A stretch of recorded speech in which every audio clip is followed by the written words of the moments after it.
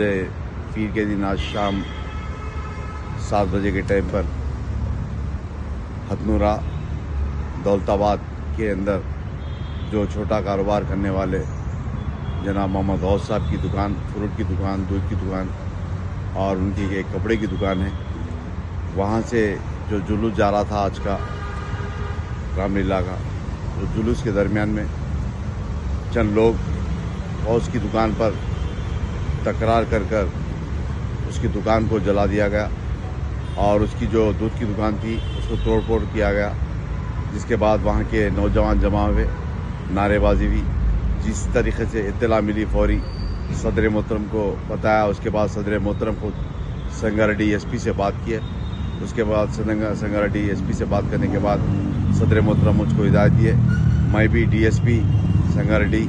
और इंस्पेक्टर हथनूरा इन तमाम अहदेदारों से बात किया। फिर जनाब गौस साहब से, जनाब खदीर साहब से, वहाँ के मकामी जो उप सरपंच है जनाब रियाज साहब, वार्ड मेंबर्स, इन तमाम से बात करने के बाद और एसपी साहब को बताया कि गौस के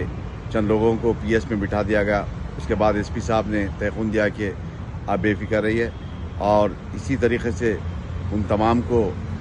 गौस साहब की फैमिली को, उनके बच्चों को, उनके तमाम लोग को वहाँ से शिफ्ट किया गया।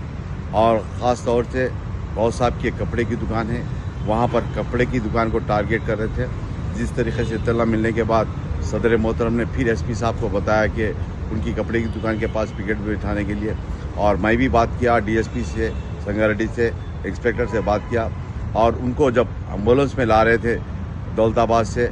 पटनचोरी की रोड पर, उनकी गाड़ी को एम्बुलेंस के फॉलो कर रहे थे, कई बाइकों के ऊपर वो नारे लगाते उनकी गाड़ी को फॉलो कर रहे थे। और उसके बाद फिर एसपी संगारेड्डी से बात करने के बाद कई लोगों को पटनचेरू के और आसपास के जितने भी पुलिस स्टेशन से उन तमाम को आगाह किया गया और एम्बुलेंस को सेफ तरीके से लाकर उनको कहीं पर रखा गया। और उसके बाद फिर अभी मैं एसपी संगारेड्डी से बात किया उनके कपड़े की दुकान के पास, उनके घर के पास पुलिस पिकेट डालने के लिए, और एसपी साहब खुद दौलताबाद के अंदर बैठे हुए और वहाँ पर पंचायत ऑफिस में तमाम लोगों को, जिम्मेदारों को बुलाकर बात कर रहे हैं। जिस तरीके से कई जगह पर इत्तला मिल रही कि नरसापुर के अंदर भी पुलिस स्टेशन के आसपास में वहाँ पर भी जमा हुए और संगारेड्डी के अंदर इस्माइल खां पेट और कई जगह पर ऐसे वाक़यात हुए। और मैं समझता हूँ फिर 7 बजे के दरमियान में जो कोलंगल, कोजगी कोलंगल है, कोलंगल के पास भी मस्जिद के पास हुक्म डालकर मस्जिद के पास भी नारेबाजी किए और वहाँ पर जैसा इत्तला मिली हमारी जमात के ज़िम्मेदार वहाँ पर पहुँचकर वहाँ पर भी बात करें। फिर मैं भी एसपी नारायणपेट से बात किया, उसके बाद उन्होंने तयखुन दिया कि उन तमाम के ऊपर एफआईआर बुक किया जा रहा है। और मैं हमारे वहाँ के जो ज़िम्मेदार है जमात के यूनिट के प्रेसिडेंट गुलशन साहब से बात किया, उन्होंने बताया कि उनके ऊपर एफआईआर हुआ और मस्जिद के पास पुलिस पिकेट को और दीगर जगह पर पुलिस पिकेट लगाया गया। मैं समझता हूँ